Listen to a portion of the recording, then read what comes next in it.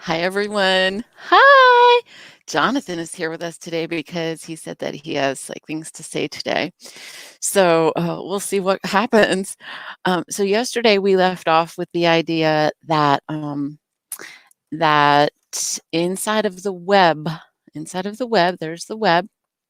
Inside of the web that attaches all of us together, keeps connected the feeling, the felt sensation of secure attachment within ourselves and among each other. We talked about the importance of developing secure attachment and that attachment is made of love and it's made of joy. Well, here's what I was thinking about today that can help keep this conversation alive because oh my God. So I have one friend today who was writing to me, still very upset about the events at the Capitol 10 days ago, 11 days ago now, the loudness of that. And I had another friend yesterday who told me a heartbreaking story about how one of her family members got a heart attack and died the day after someone shamed him at Facebook. And I want to say something about that. Shame kills. Shame is capable of killing. Shame is deadly. And if you don't know how to recognize it and process it and release it and protect yourself from it, it can harm you.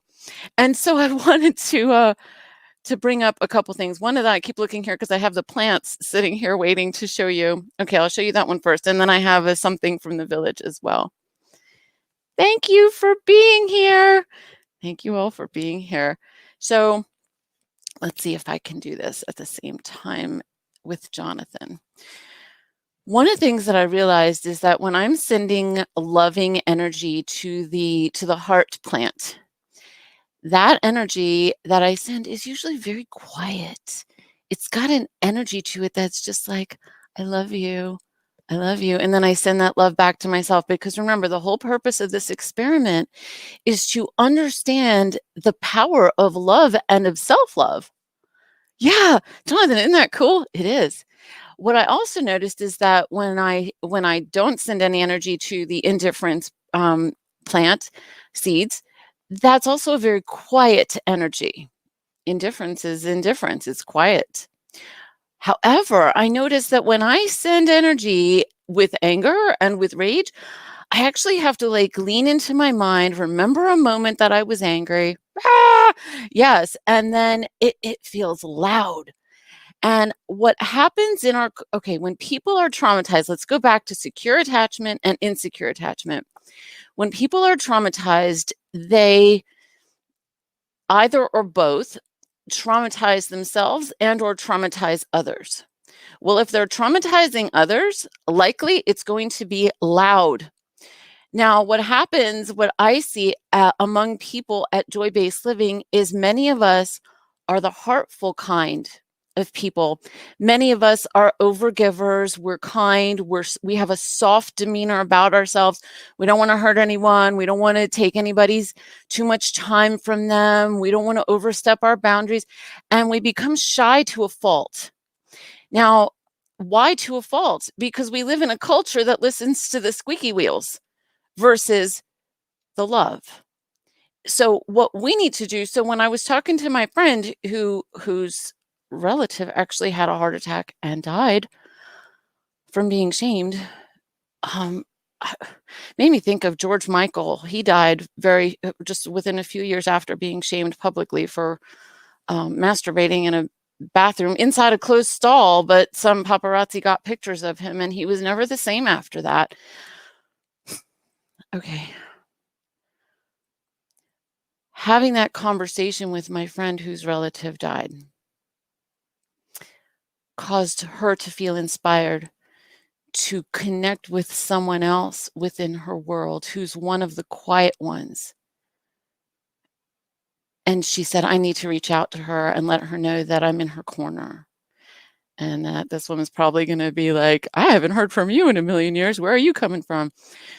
When there is a lot of shame in the atmosphere, people who are genuinely loving, prayerful, and kind in a really deep, soulful way have a tendency to become wallflowers. We can't do that. We cannot do that. We need to strengthen our secure attachments. And that doesn't mean we get like obnoxiously loud, but it means that we listen more deeply and closely to the calling in our heart. Jonathan, what's the calling in your heart? Hi, everybody. I love having friends. That's the calling in Jonathan's heart for sure. So the saying that I wanted to share with you from the village, and then we'll come to a close. I really hope this is helpful for you, because trauma just keeps perpetuating, and the louder it gets, the stronger I want us to get. So this says, but I'm not doing anything. I'm just sitting here. Now, in our kind of Protestant ethic culture, sitting here is reserved for sick people and old people. We're supposed to be doing, working, and all this other stuff. What I want you to realize is that if you're just sitting there and you are enveloping and basking in a sense of love within yourself, if you are strengthening your being in your quietude, if you're sitting in nature, if you're just sitting here, what I want you to realize is that if there's part of you that feels shame for just sitting there, you need to recognize that and tell it out. You don't belong here. And that's the quote I was actually looking for in my village, and I couldn't find it. It was a Brene Brown quote, and it says, I belong here. I belong here. So if you want to take one phrase from today and really hold it in your heart, let it be, I belong here. I belong here. And let that strengthen you, and share this message with other people who you see are the quiet ones and the heartful ones and the loving ones. Hi, Dejalie, there's a bunch of us here today. I love that. So thank you for being here, and thank you for helping me to strengthen the secure attachment energy within myself and among each other. When I know that you all are connecting with each other from around the globe, that strengthens my sense of well-being, because I know that we're connected in healthy and kind and strong and beautiful ways. So let's keep that active. Love is our superpower, and meaningful conversations are our world. That's how we keep this energy alive. I love you, and narcissistic abuse can't live inside this energy. It's not possible.